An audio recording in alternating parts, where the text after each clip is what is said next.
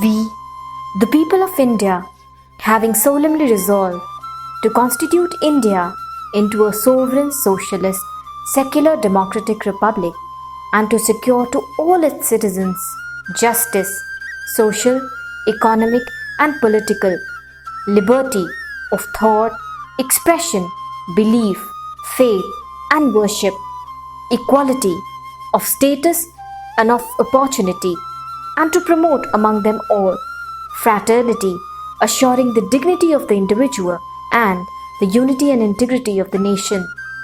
In our Constituent Assembly, this 26th day of November 1949, do hereby adopt, enact, and give to ourselves this Constitution.